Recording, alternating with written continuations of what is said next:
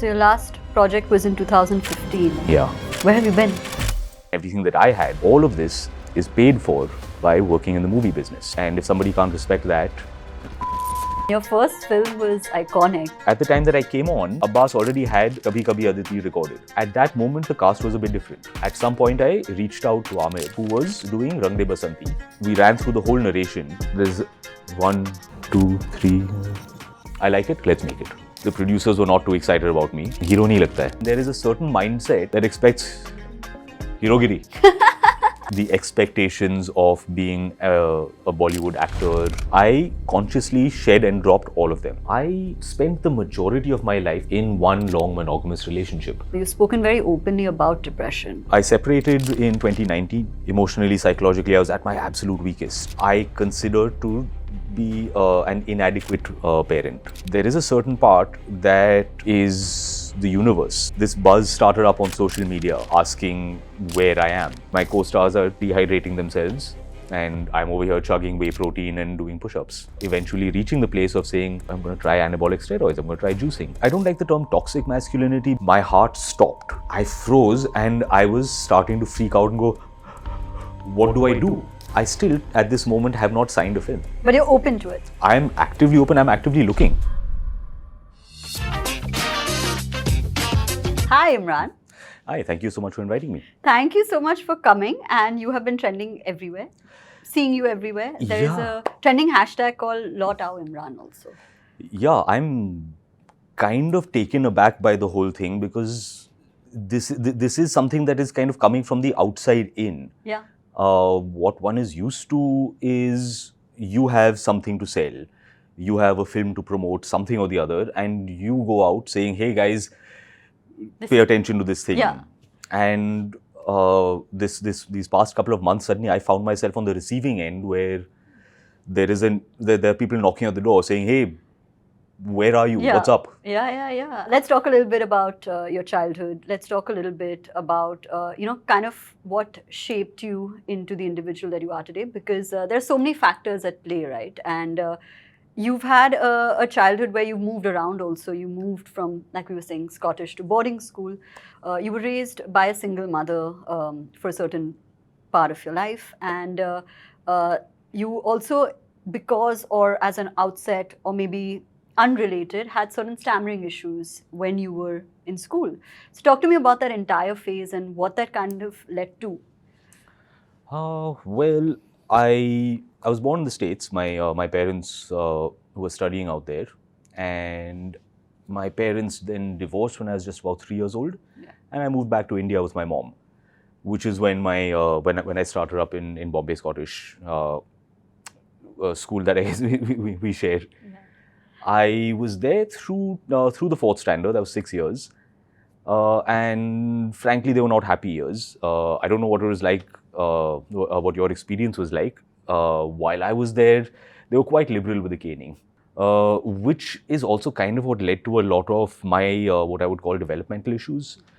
I developed a terrible stammer. I started to become increasingly stressed and anxious, and I started to kind of shut down and withdraw, which is why my mom pulled me out of that school. And how was cinema playing a part in all of this? Because you do have those film influences in your life, just by family definition. So, I mean, in the context of Aamir Khan being a part of your life, or your grandfather, for example. So, how did you know? Because kids are asked this very fun question, which is supposed to have the answer to, which is, what do you want to be when you grow up? How's a 7 or 8 or 10 or 12-year-old? Like, there are people who are 30 and 40 and 50 who still don't know. Who still don't have that. Well, often when you're a kid, you have a very clear answer without fully thinking it through. Like, I'm going to be an astronaut. Yeah. And then as you get older, you start to get have some self-doubt.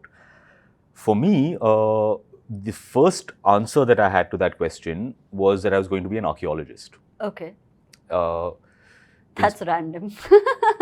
Now we get to the truth of it, which is I was inspired by Indiana Jones. Oh, so right. it was actually from the movies. Yeah, from the film. Yeah, okay. I was like, this looks great. This is what archaeologists do. They run around with whips and they open up ancient temples and shoot Nazis. Let's do that. it turns out that archaeology has much less of that and a lot more bookwork. Yeah. Which I learned as I grew older. But that was my first answer to the question, and also it came from movies. I guess I must have been 8 or 9 when I first watched Raiders of the Lost Ark, and that really kind of had an impact on me. And ultimately, that is what really kind of sparked my love of cinema. Yeah.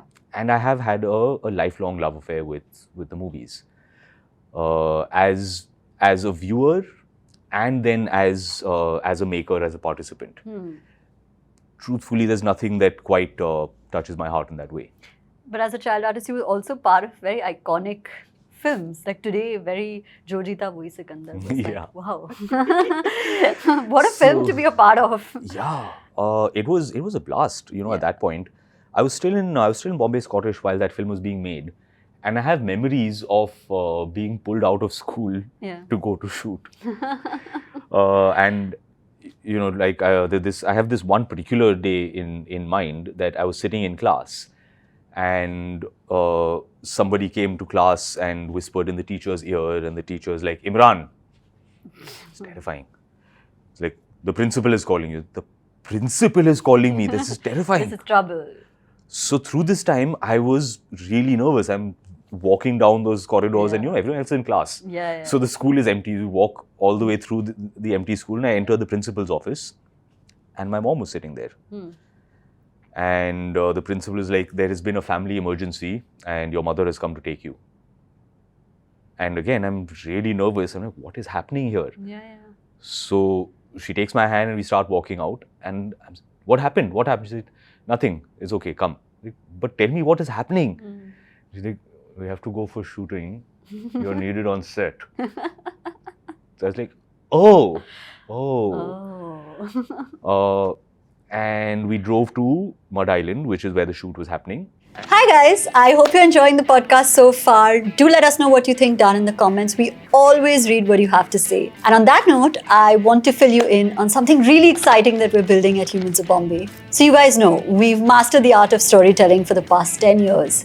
And you have trusted us to tell your story. So now it's time for us to empower you. So me, along with 5 other experts, have curated a course for just that, where you learn how to tell your story in different settings. So it's called How to Tell Your Story, and the course is live now. You can check it down below in the link or even on the pop-up here. And with that, let's get back to the podcast. And then when did the bug finally bite? I know you've done like a bunch of work in direction and training in direction, but your first film, which we'll get to, which is super iconic, but when did you know, it's so interesting to understand, okay, like this is what I'll do, become an actor, which is like very, I don't know, I made my first film as a director when I was 10. I would borrow my uncle's handycam and get a couple of friends together, write, like 3 pages of a script, and it was more like, the way you used to play. When you're kids, you would run around with plastic guns and shoot each other. I would incorporate filmmaking into that. So we're still playing that part of it, but we do it with a plan. Yeah, like structured. Through those years, 10, 11, 12, 13, I would make films. And I loved that part of it. But through those years, I was told by my family that you should not look at films, do something else. My mom, my granddad was a director, producer back in the day, 50s, 60s, 70s. And I guess my mom grew up with a bit of baggage. There was a certain stigma associated with the industry back then, in the 60s and 70s. It was not considered something that decent people do, respectable people do. So for a long time, it was just something that I did, with my friends. But the nudge was towards something serious. And all the way through the time that I was in school, I finished off my high school in the States. I went to California. I stayed with my dad and did high school, junior and senior years out there. And started prepping for the SATs and all of this stuff because, that is the route. It is what it is, yeah. And through all of this, there was this kind of thing in the back of my head. It was like I was finding a way to sidestep into cinema. It was like maybe music videos, maybe advertising, maybe making of ads, and I was slowly sidestepping my way towards that and looking for courses that kind of reflected that. And it was there, I guess, in my senior year, my last year of high school, when the conversations had started and we were starting to fill out applications and do college visits and, okay, which college will you go to, what will you study, all of this, that I really started to feel like, no, what I want to do is I want to work in films. So during the holidays, I came back home here, and I sat my mom down and said, listen, I want to talk to you about this thing. I feel like what I really want to do is work in movies. And I understand that there is this baggage of association and, whatever. But for us, for our family, my granddad built his career from nothing. Yeah. He was actually kicked out of his home because he wanted to work in films. It was that sort of a thing. So he was entirely self-made. Yeah. And everything that then my mom, my uncle Mansoor, everything that they had, and everything that I had, the home we lived in, the schools that we went to, all of this is paid for by working in the movie business. Yeah. And if somebody can't respect that, when I put it to my mom that way, she said you're right. Yeah. I can't debate that. Everything we have is very left-brain conversation. Is thanks to the industry. Yeah. And so I respect that. I value that. Yeah. And your first film was iconic. Like so many, right now, right before you came, they were like, let's watch it tonight. So how was the experience? What do you remember? That was a journey, man, really. So I went to film school and I actually trained as a writer-director. I didn't train as an actor. And I kind of had it in my mind that I would be a director. Yeah. I hadn't given serious thought to acting. So 2005, I moved back to India and I started doing the rounds looking for work as an assistant director.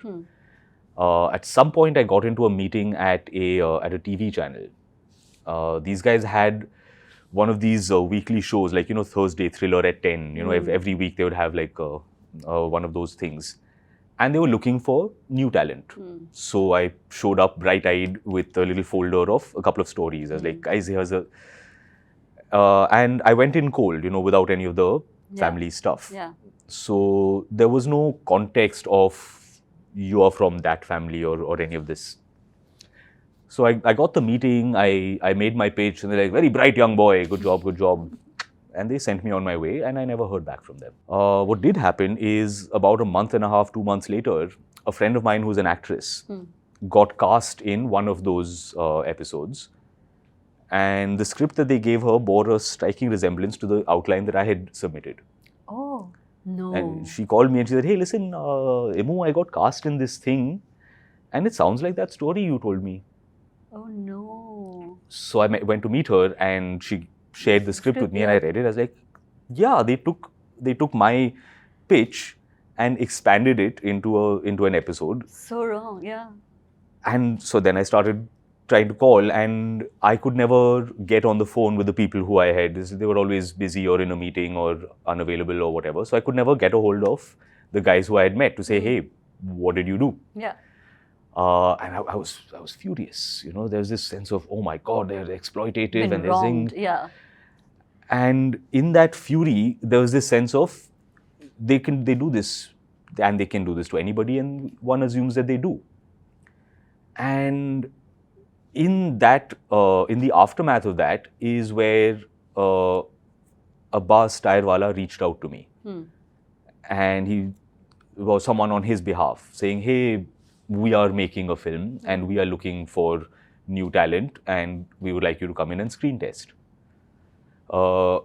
And so the thought I had in my head was that if I act in a film, I'll have some kind of name recognition of my own. So the next time I walk into a room with a script, they can't do that to me. They'll be like, the leverage. Yeah. So I'll have some clout of my own. Yeah. So with that in mind, I said, all right, I'll give it a shot. I'll go and screen test.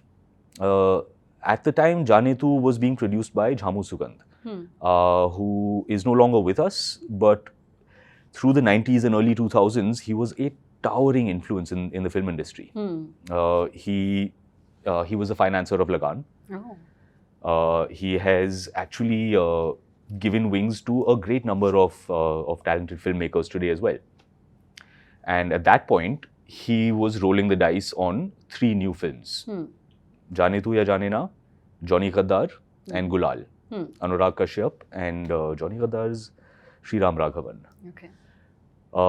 Those 2 films started just a little bit ahead of Jaane Tu. So they were rolling and they were on the floors. We were in pre-production.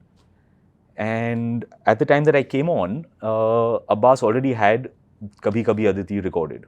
Okay. This would be June, July of 2005.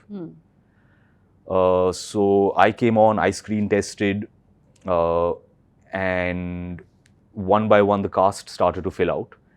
At that moment, the cast was a bit different. Janelia was not on board. And we started our prep, we started pre-production. This is all through the middle and second half of 2005. And somewhere as we reached the latter part of 2005, Jhamuji ran into some financial difficulties. And the projects stalled. And for a while it was like, okay, it's a temporary setback. Yeah. But as a couple of months went on, it started to become apparent that this is going to be a slightly longer issue than anticipated. And also we realized that once the funds come in, the priority is going to be the 2 films that have already started filming. Oh, right. Of course, you're third in order. Yeah. We're third in order. Yeah. They have already rolled cameras. Yeah. They have shot X Right. amount of footage. Of course, yeah. So they will get priority. So at that point, Abbas and I started talking with Jhamuji and asked his permission to take the film out and seek another producer. And bless him, such a decent guy. You spend a bit of time in the industry and you really start to see the value of these things. Yeah. He was like, listen, I have spent this much money on the film so far. You get somebody to just reimburse me for this much, what I have put out of pocket, and the project is yours. Wow. He wanted no share, no cut of the thing. That is a kind of selflessness that you don't see a lot of. Yeah. And he gave us his blessing. Then began the journey of Abbas and I floating around town looking for a producer for this film. Abbas knocked on a few doors. When the doors were opened, people would say, "Sounds like a good script. Why don't you take such and such established actor instead?" Yeah. So they didn't want you to participate. They didn't want a new person. Yeah. Abbas was adamant about wanting a new person. He says, "No, for this film, I need new young faces. It cannot be someone who is a pre-existing star." And so he held by that conviction.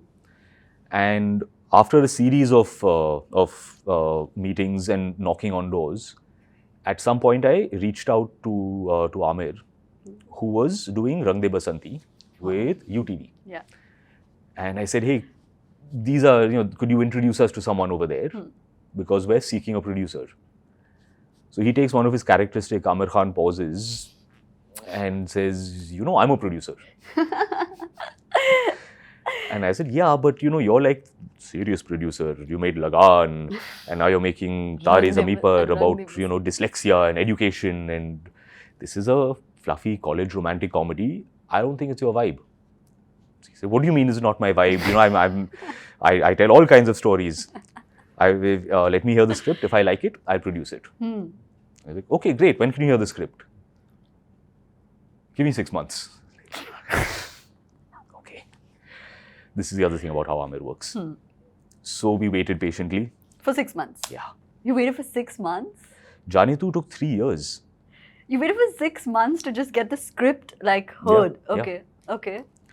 So finally we got in, and the flip side of it, he's great with this, is we ran through the whole narration, and there's 1, 2, 3, I like it, let's make it. Wow. So he also responds instantly. He's like, you have to wait a long time, but then he's clear. Yeah. So that is how the film ended up at AK Prod.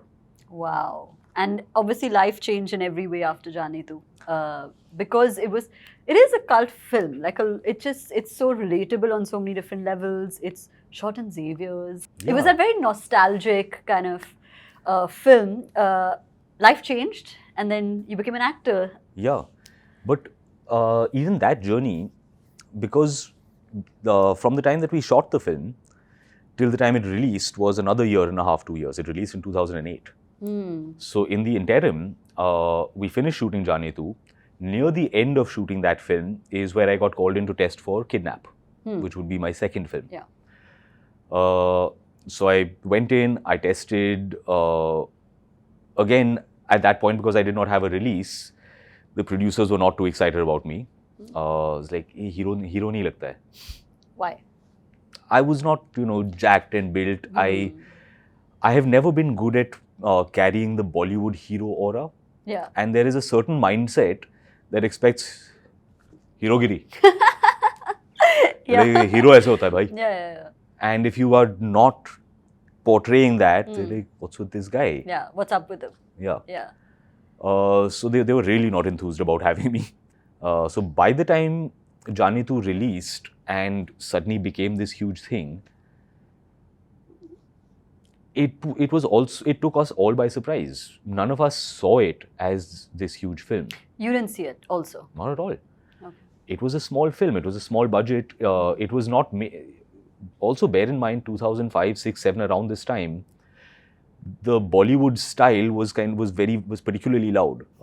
And at the moment that our film was releasing, at that point it was much publicized. There was this Harman Baweja's film Love Story 2050 was releasing on the same weekend. I never saw. Yeah. And theirs was a very, very hyped project. It had been hyped for about a year and a half prior. It was a big budget event film, and the general buzz and perception was that this was a juggernaut.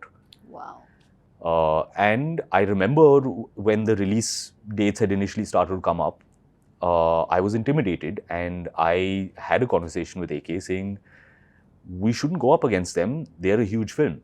Ours is a small film. And he has never bought into the thing of box office clash. He's like, look, there's enough breathing room. If a film is good, it's good. If people like it, they like it. Don't get caught up in these externalities. Don't worry about it. I was like, nee, you don't understand this. And he just said, it's not a thing. If two films are good, they will both work. If two films are bad, they will both fail. Nothing has anything. Yeah. So that was how I was perceiving the film. That we were the underdog. Yeah.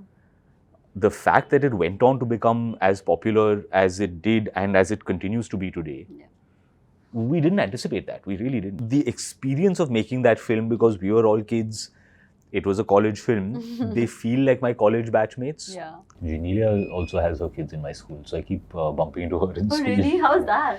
So now, seeing her at PTA and stuff, it's like, oh, we're all college buddies. Yeah. And in that initial time, my daughter and her son were always like, who's this auntie that you're always going, hi auntie. Imara was like, who is she? Yeah. Her sons were like, who's this dude? And at that point, they were not very impressed. I was trying to explain to Imara, do you know she and I were in a film together? So? So cute. It's so relatable. Again, that's the thing about it, right? But we didn't think that people were into relatable. Yeah. We thought people were into the big Bollywood herogiri. shebang. Yeah. So like, if you make something subtle and relatable and human, who wants to see that? Yeah. Was what I thought. Yeah. But he had the foresight, being like release it. So this happens and life changes for you, and then there's Project 2 and Project 3, and then obviously you have so many different kinds of films that also people are relating with, right? Which is Break Ke Baad, and there's I Hate Love Stories, and amazing like rom-com films that people are really relating with you, but also films that are not working, whatever, it's up and down. What was your experience of this period in your life? So for me, because of having kind of a behind-the-scenes introduction to the movie business, seeing the way that my two uncles, Aamir and Mansoor, approached their work, uh, seeing my grandfather's relationship with his films, I had always had this internalized understanding that you cannot, you can't hold on to the perception of it. It's a hit, it's a flop, it's up, it's down. Yeah. You can't go on that ride, and you have to take a step back. So you can't buy into the adulation. Yeah. And you what's the thing? Don't let success go to your head. Don't take failure to heart. Yeah. You kind of balance it out. You balance it out. Yeah. So I always had a very realistic and balanced sense of it. That hey, it's fine. You look at it with a much longer lens. Correct. What I did start to find is more and more. These are the voices that will come in from the outside. Even if you have a sense of hey, don't worry about it. The voices of other filmmakers, of management, publicity, everyone who kind of exists within that ecosystem, they are incentivized to look at the whole thing through this singular lens. It's very myopic. Yeah. Yeah. And it's very very reductive. It's like you measure a person's career and the films solely by dollar amount, without thinking of the intangibles of okay, does this film sustain? Does it grow with time? Yeah. And being young, I was 25, 26, you start to take more of that, and you're like, well, I thought these things don't matter, but maybe I'm not street smart, I guess. I don't understand how the world works.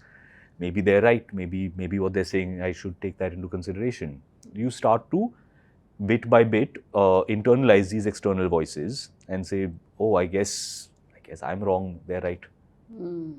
That is that is a very difficult thing. And again, these are constraints that you then voluntarily put on yourself.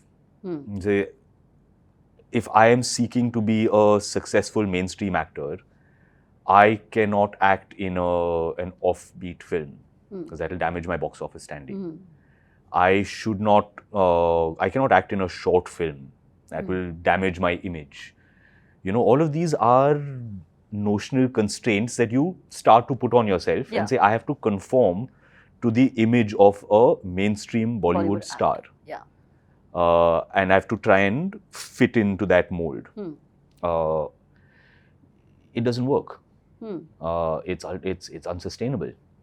But ultimately, was there a dichotomy? Because if say these are whispers and you're beginning to internalize it, but on the other side, you are working with, say, a Deepika Padukone, Sonam Kapoor, who are also leading actresses, and these projects are actually working. So where do you stand in that dichotomy? Where it can also get to your head that I'm 25, 26 and this is what my life is. So that is the part that because I never took the ups seriously. I've always had a hard time with admiration, adulation, praise, any of it. I'm very uncomfortable with it, so I push it away. I'm like, nee.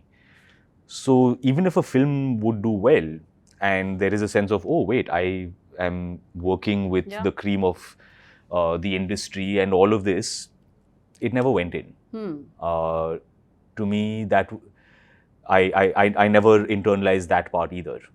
Yeah. So to me, it was just it's work. Do you believe in it? Do you enjoy it? Do you respect your co-workers? Do you enjoy the time that you're spending? That was always the lens through which I approached it. Right. So your last project was in 2015. Yeah. Where have you been? Around 2014, 15, 16, in those years, I had started to take very serious stock of my life and myself. And I had just become a father. My daughter was born in 2014. And around that time, I was looking around and taking stock. I had been working for a good number of years. I was financially extremely comfortable. But I was feeling incomplete. I was feeling damaged. I was feeling like I was not okay. And logically, intellectually, if I looked around, the things that you're saying is like, okay, but you are working with some of the most desirable production houses, co-stars, directors, what have you. So these things are working fine. So left brain. Yeah. Yeah. You are very, very blessed, privileged and fortunate that you have no financial Limitations. insecurities. In fact, you are far, far, far more comfortable than is even reasonable. Then what's the problem? What is this feeling? What is lacking? And say, okay, unless my heart is in the film, I don't want to do it right now, because what are the reasons to take on a film? For the paycheck? I'm not judging it. I'm saying it's a valid reason, but that was not the motivating factor for me. That was not a criteria for you. For me, it was not. Yeah. It may well be, and I would never judge that. Yeah. So if that is your reason, please do it. I said, look, I'm financially very comfortable. I don't need the paycheck. So that's not a valid reason for me. I won't do it for that reason. The second reason is because it's a good career move. You know, it's a good project. You'll be seen in a good place, and this is a good career building block. Once again, I was like, that's not a valid reason for me.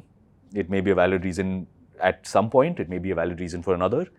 Today, for me, that's not a reason. And so that goes off the table. That also is not a reason. The third reason, as I saw it, was you do a film because it wins your heart. It's not about how much money they pay you or how much money it will earn. It is not about how it is received. It is something that you do for love of the craft. It's something that you would do for free just because you love it that much. That's the real reason to do a film. So I said, okay, until I feel that way, I won't take on a project. I won't take on a project for those two reasons. I will take on a project that wins my heart, that makes me say, this is the thing, I absolutely must do this. There is a valid reason for working.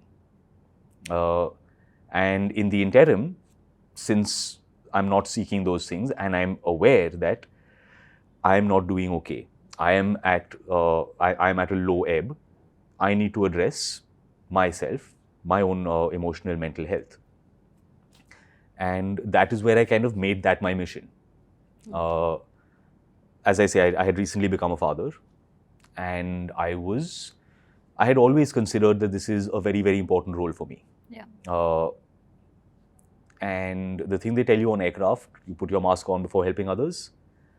I realized that if I am not healthy, strong and capable in and of myself, how can I be a healthy, strong, capable father to my child? How can she have the best father if I'm weak, if I'm unwell? Yeah. So I have to address that. I have to engage with that, make myself strong, healthy, capable, so that I have that much more to give to my child. Yeah.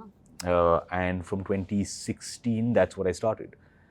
I sought out analysis. I went in and started. I still go. And I started addressing those parts of myself and said, I am no longer bound by the external stuff, which is the expectations of being a Bollywood actor, of a star, a famous person, or whatever those things are. I consciously shed and dropped all of them. And it was a conscious and willful thing that I did. Anyone who is seeking to hold on to stardom, they clutch very tightly. You don't want to let go of the light. Yeah. You'll hold on to it with both hands. You will do what it takes to stay relevant and to stay visible. Yeah. I've seen it. I did the opposite. I said, let it go. Social media, anyone can today promote themselves via social media. Even if you're not getting coverage in mainstream media, everyone can be on their social media pumping content out. I deleted Instagram. I did the opposite. I said, I'm not there. I would receive requests for interviews. After a year or two had passed, the mainstream media started to ask questions. They're like, dude, where are you? Yeah. They would reach out to me and I'd say, I'm not that person anymore. I have nothing to say. I have nothing to contribute. I don't know what to talk to you about. Whatever I have to say, I don't want to say to anyone. So thank you for reaching out, but I decline the coverage. Don't write about me. Don't print my photographs. Don't talk about me. And so I consciously removed myself from that and said, what if I am not that guy anymore? For me, the anchor was my daughter. The fact that I said, okay, I'm not okay. And the version of self that I am right now, I consider to be an inadequate parent. I'm not the parent that I want to be. I want to be more. I want to be better. I want to be stronger. Yeah. That was the purpose. Yeah. Yeah. So for for those initial years, I separated in 2019, and those years, the just before COVID, those years were particularly rough. That is where emotionally, psychologically, I was at my absolute weakest. I would describe it as a husk of a human being. I was as close to nothingness as I have ever been in my life. And from that place, there are days where brushing your teeth and taking a shower is a monumental ask. It's like, I don't know if I can do that. I'm just going to stay in bed and stay in my pajamas and turn the doorbell off, lock the door, and just vegetate. Yeah.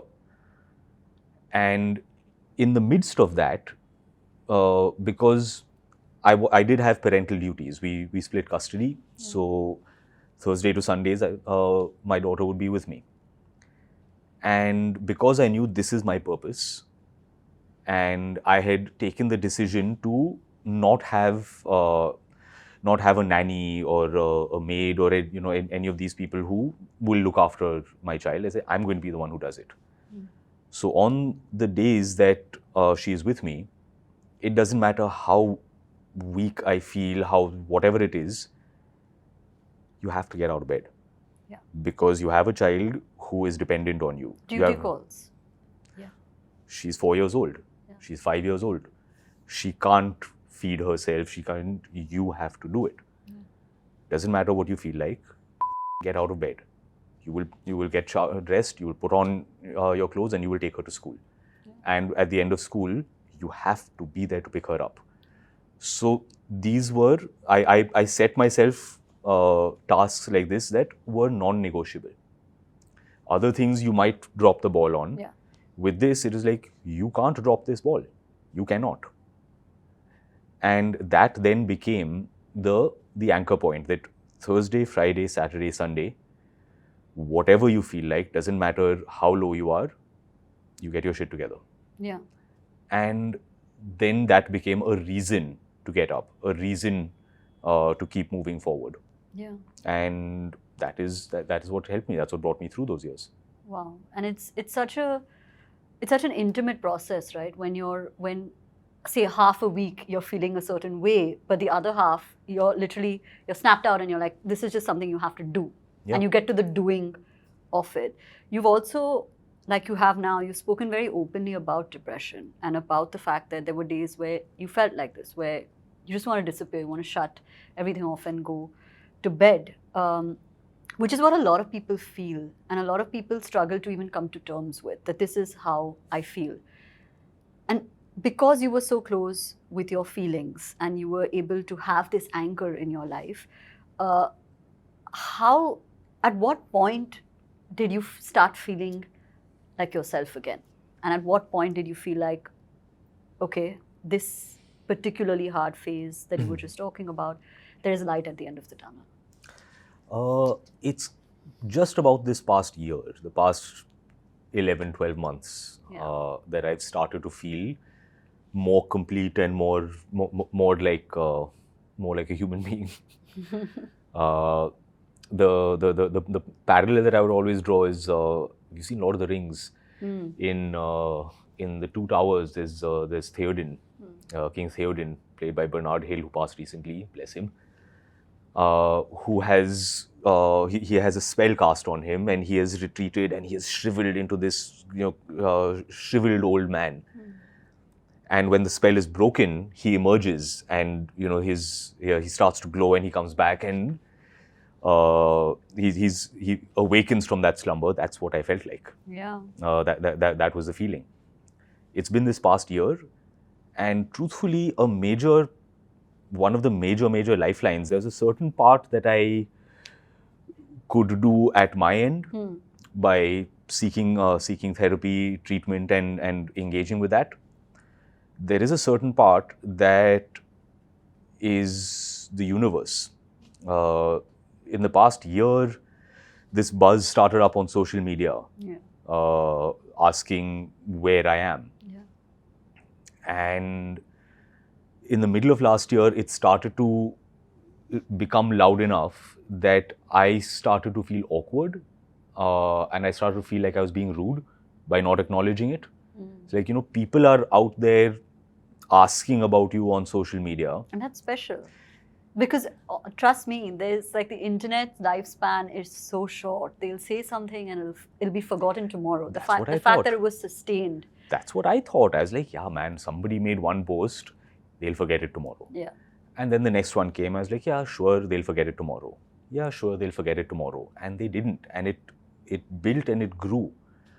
And I reached a place where I genuinely started to feel like I was being rude. I was like, if this many people are knocking on your door and saying, hey, where are you? How are you? What's happening? At some point, I felt pressured to stick my head out and say, hi guys, thanks for asking. And again, we come to that thing of the things which you are supposed to do to stay relevant. I didn't do. I was rejecting consciously all of the things. I was like, guys, I'm not there. I'm invisible. I don't exist. Don't ask about me. After all of that, after all those years of silence and invisibility, for people to still show up, like when you're a kid, if they show up and knock on the door and say, hey, we're going to play cricket, you want to come? Yeah. That many people show up and say, hey, I miss you. Yeah. You made that film and I like that film. It is overwhelming. Yeah. Truly, it is humbling. Yeah. The idea of someone holding that value for a film from 10 years, 15 years ago, when I have made no attempt to water it and to keep it relevant or to sustain it effectively. Yeah. None of it. For people at the other end to organically do it and say, I still value this film that you made, is really humbling. It's it was overwhelming and deeply emotional for me. And then when people would reach out to me on social media and say, hey, this film of yours holds such great meaning and value for me, suddenly you're like, oh, you start to look at the film through that person's eyes, the person to whom it means something, to whom it holds emotional value. And I felt a bit ashamed that I had ignored and denied them for so long. Yeah. And did you revisit it? Did you watch these films? Yes, in these past few months, so I started revisiting the films and then talking about them on Instagram. I would write little bits about them. All of this was me reshaping my relationship with these films. Yeah. I've spent years, months, weeks of my life waking up in the morning, going to set, doing the work, making these films with my co-workers, people who I love and respect. Yeah. We have made these things together with our hands, and I cherish every one of them. You also posted and spoke about something that actually is not considered a very male domain for some reason. Women talk about it all the time, like skinny shaming or fat shaming. Women are all about it because we face it so often in our lives. But you spoke about it, and you spoke about steroids. So talk to me a little bit about that. And was this interlaced during this period, or was that not really a thing? So this is part of, again, those external constraints, as I say, that we start to take on. You're right. Women will talk about it a bit more because it is male pressure. It's also self-inflicted. Honestly, for women, it's like you got to look in the mirror and feel like a certain way. Everyone wants to feel good about themselves, and everyone wants to look and appear their best. Then come in the constraints of conformity within a preset format. Yeah, you need to look a certain way. Yeah. And that is kind of the structure of patriarchy. I don't like the term toxic masculinity because I feel like it triggers people. Even patriarchy triggers people. Yeah. So people are triggered very easily. Yeah. What I would call it, shall we say, limiting masculinity or restrictive masculinity. Okay. That restricts masculinity to within certain constraints. Okay. And this format, it weighs on women in a certain way, and it weighs on men in a certain way. It is a little easier for women to call it out.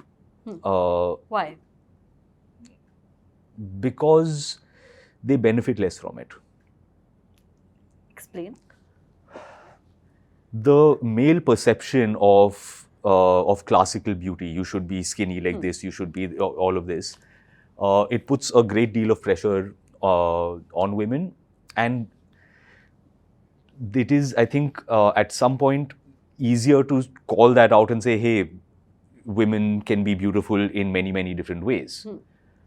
For men tend to buy into it more. Like, men have big muscles. That's right, men have big muscles. So even if it starts to put such pressure on you that you will start to play havoc with your health, you're like, but men are muscular, I have to have big muscles. So men will not call that part out and say, look, this is also... Because it's kind of like a reality. It's like, it is what it is kind of situation. Yeah. Yeah. And so I would see this, while I was working.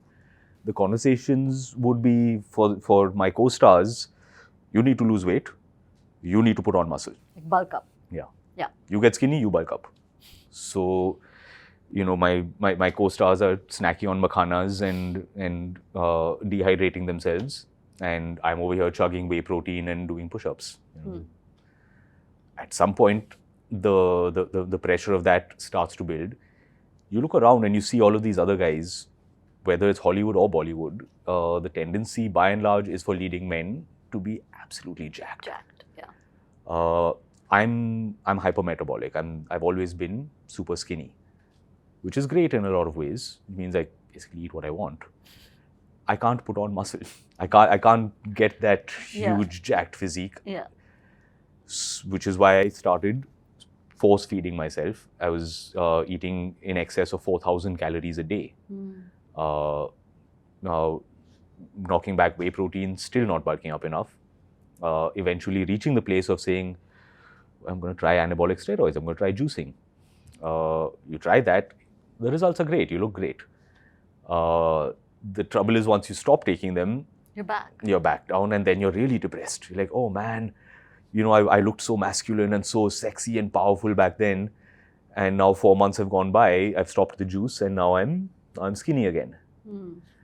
So again, it is all these external pressures which are an attempt to conform to a preset model. And like, what if that's not me? What if me is this way? Yeah.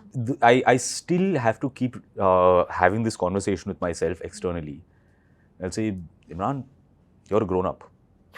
You're an adult. Yeah. I have a PAN card. I'm an adult. Yeah, you're an adult. Who will tell me? Who will stop me? Yeah. If I say this thing that I feel, or I say this thought, the worst that will happen is someone will disagree with my thought. Yeah. That's okay. That's fine. You can take it. Yeah. Or kya hoga? What else will happen? I disagree with your thought. Okay. Stay there and disagree. Yeah, it's fine. We'll agree to disagree. Yeah. Yeah. So I am now engaging with the world from a place of utter fearlessness. Yeah. And a lot of the fear that I refer to is a fear that I think most of us struggle with. Of you're trying to protect a tender inner part of yourself, and you are worried about showing that or exposing that, because what if then people poke at it and reject it? All of these are the insecure bits. For me, the sense is that is not the thing. I would rather have someone understand what's going on under the surface for me than try and protect it. I've tried the other thing where you put on a brave face and you're like, kuch nahi hota hai, mard ko dard nahi hota. I could not sustain it. That is genuinely more difficult. It's much more difficult to hold up the facade when you're feeling crumbly than to say, hey man, I don't feel good. I feel weak. I'm kind of scared. Can you help me? Like, can you support me for a moment? Can we just be real? And more often than not, when you present that to someone, by and large, people are much kinder than we give them credit for. Like, hey, if you're feeling stressed, no worries. I'll hold your hand. Yeah. I'm here. Yeah. I found that to be the case. So how is your outlook on relationships evolved, factoring in the separation, factoring in multiple different things that you have to now climb into a new role, right? Like as a co-parent. Yeah. How's the outlook now? I spent the majority of my life, basically my entire adult life, in one long monogamous relationship. Yeah. From the time I was 18, I just turned 19, till the time I was 36, 37. And as such, one's template was kind of set by that, and you're like, acha, this is the way. And when you're 18 years old, 19 years old, you don't actually have a great understanding of healthy adult relationship dynamics. And you can get set in patterns that seem fine to you at that point, and you continue in that pattern, never questioning it. And that is particularly something that I started to become conscious of and become aware of. And the idea of, oh wait, we are not in a healthy pattern. We are not supporting, empowering, enabling each other to be the best version of self. We're following the old pattern. So again, this is one of those learnings that I had, that in human interpersonal relationships, there are so many ways that we engage, that are maybe coming from a place of fear, anxiety, insecurity, an unhealthy learned pattern, and you just think this is the way. Yeah. The idea that you can consciously look at that and say, oh, change this or change that, that is something that I've really started to become more conscious of and more sensitized towards. The idea of approaching relationships now with that idea of, hey, we can always talk things through openly, honestly, and without a sense of judgment. Yeah, or a sense of defending. Yeah, like aggression, not aggression, but like, I don't know what the word is. Having to defend yourself that I do this because this. Like, okay, you're doing it. What are you feeling? What am I feeling? What are we seeking? We're trying to arrive at a healthier, more perfect union. And the only way to do that is for us both to, without our guard, open up and say, hey, here's what I'm feeling. What are you feeling? How can we arrive at what we are both seeking? Correct. Yeah. This is adult relationshiping. Yeah. And how is co-parenting? Because that is such a discussed about topic, just generally, of people who are still figuring out roles. Like we had somebody on the show a couple of days ago. She's just recently separated, and her baby is 1 year, just turned 1 year.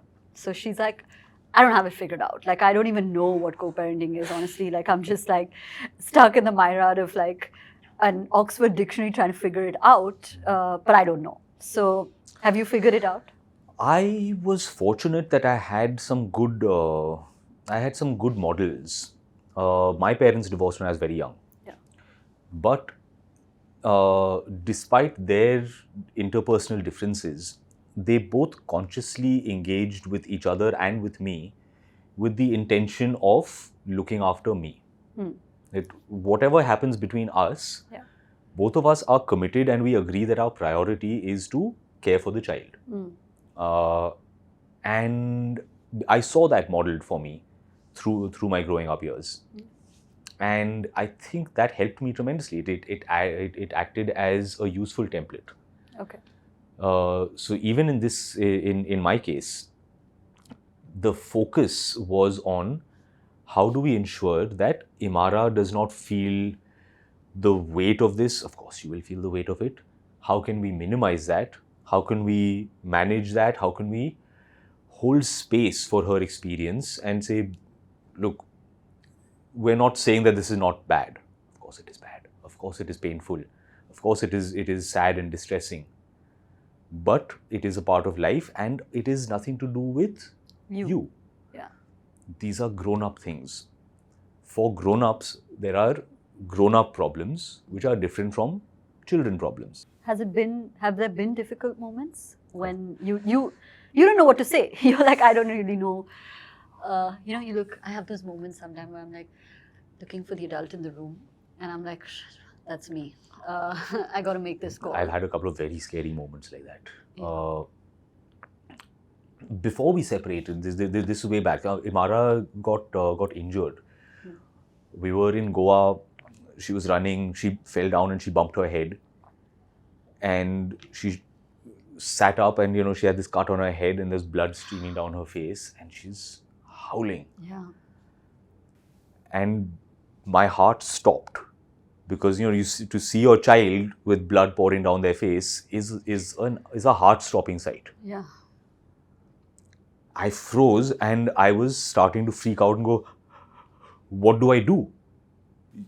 Somebody tell me, do I call a doctor? Do I go looking for it? And there's these seconds of absolute paralysis. Yeah. And that's when it dawned on me. I was like, oh shit, I'm the adult. Yeah. I'm supposed to know what to do here. Yeah, yeah.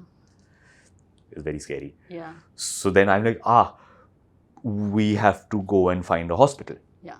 Pick her up, put a cloth on it, load her in the car, drive off. But the onus is all on me. Yeah, it's on you. And that moment of realizing, oh God, I'm supposed to know the answer. Yeah. It is terrifying. Yeah. I mean, I think we all have those moments. It's just about being like, okay, I've got this. I'm just... Or, oh God, nobody else has this. Yeah, I gotta have it. Yeah. I have to find the answer. I have to find the answer. It's scary. It's scary.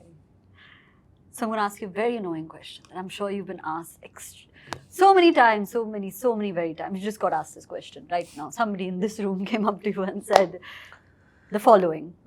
When? When do I... I don't need to complete it. Yeah. Yeah. So again, this sudden resurgence and revisibility of mine is really kind of backwards. It's, cart before the horse. Yeah. Because one would assume that I would want to do some work, I would look for work, I would find a film, we would then be promoting it. I still, at this moment, have not signed a film. But you're open to it? I'm actively open, I'm actively looking. Okay. I have been meeting people, I've been reading scripts, I'm looking for something. There are a couple of things that I've read and have kind of stirred my interest and that I'm now developing. But are we still going by the same metric that you put back in the day? Yeah. The third metric. Absolutely. Which is my heart has to be sold and I would do it for free if I had to. Yeah. And that is reflected in the choices that I've made so far. Because I found myself suddenly drawn into the spotlight in recent months by public attention. That followed up with media interest where the media would reach out and say, hey, we wanted to talk to you and ask you what's going on. Yeah. And so that I've been doing that. And in the middle of all of that, projects have shown up, like ready to go projects. generally within the mainstream, and those have not excited me. So I could have signed on to a couple of those things in this much time. Yeah. I haven't. I've been approached for a number of brand endorsements, partnerships, all of this. Again, I have not taken any of those up because those would be very clearly for the money. And I'm very cognizant, I'm consciously trying to avoid that because I feel like it will have a bad aftertaste. I don't want for someone to look at this today and say, oh, you got a bit of attention and the first thing you did was... You milked it. Yeah. Yeah, you sold out and you showed up for a paycheck. I wanted to be very, very clear about that part of it, that I'm not doing it for that and I'm not chasing that. So the couple of things that I've liked so far, the couple of stories that I have liked, have been these kind of small, intimate little films of the kind that are hard to get funding for. We're back to the first film. Yeah, it is basically that. Yeah. So I have read these stories, I've really liked them. I'm like, all right, I like this. I don't think anyone's going to give us money to make them, but let's try. And realistically, they will be much smaller films, smaller budgeted films. So that is my approach. So I'm going to end with a few questions. Second last, let's see. Or let's see. Let's see what comes up. let's see how it goes. Yeah, let's see how it goes. So now that we have reflected and watched films and done, come back and seen, okay, we've seen it. What do you think is your favorite or your best work? What is your best Imran Khan work? I know mine. Well, see, from an emotional standpoint, Jaane Tu has this thing that is timeless. It's timeless.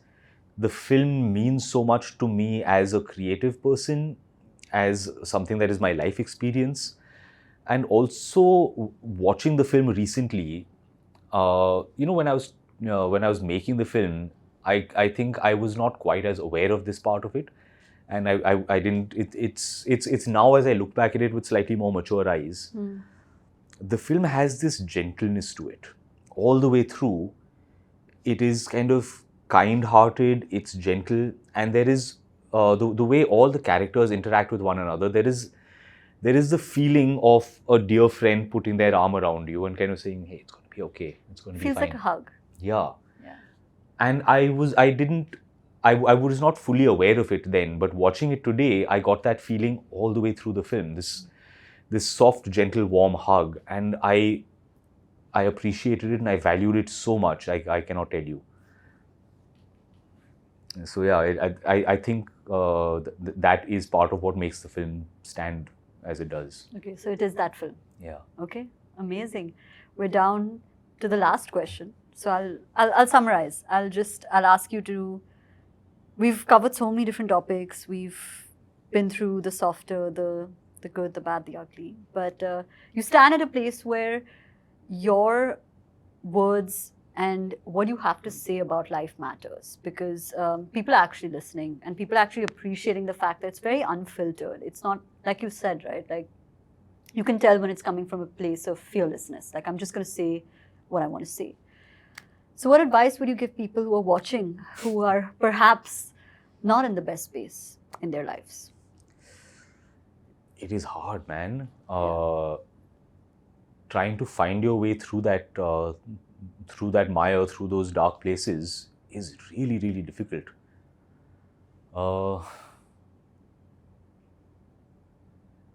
It is difficult to start to pay attention to them and to start to engage with those soft and scary and painful parts of self.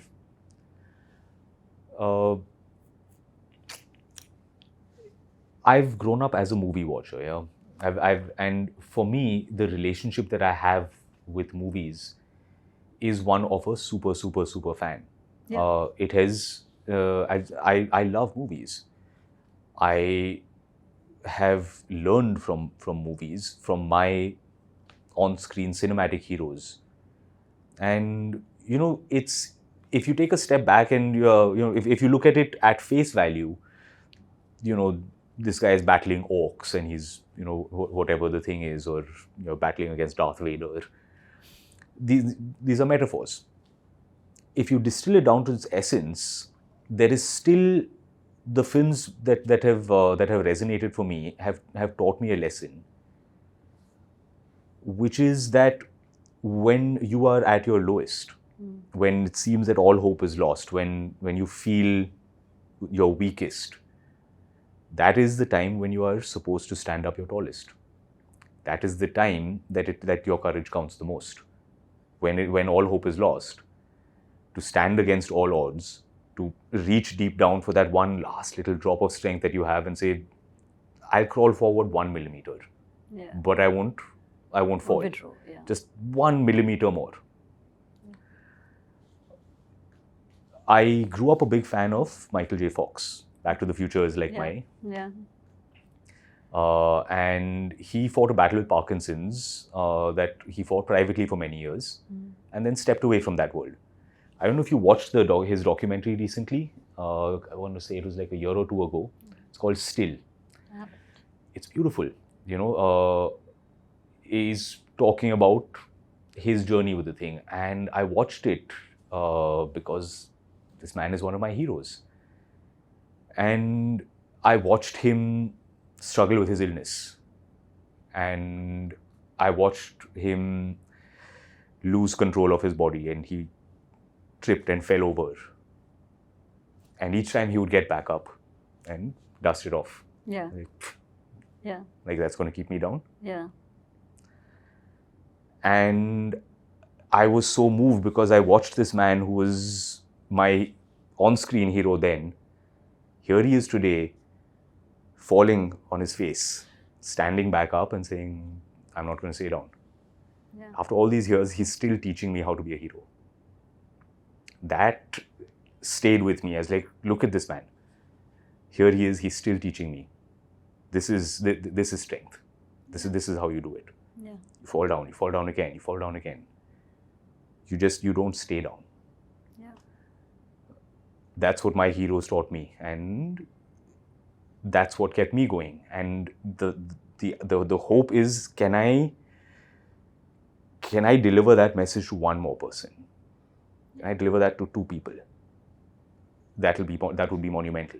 No, it's a great thought, and it's a great way to deliver that message. I don't know. I've not watched the documentary, but I'm gonna go watch it now. So it's beautiful. Awesome. Thank you. It's been a pleasure, and we're all huge fans. Everybody was so excited that you're coming, and we're all rooting for you. And we all want to see you back, and we hope that happens really, really soon. Thank you so much for having me. Thank you. If you like this episode, don't forget to subscribe to our channel and hit that bell icon. Thank you all for being the best community, and I'll see you soon.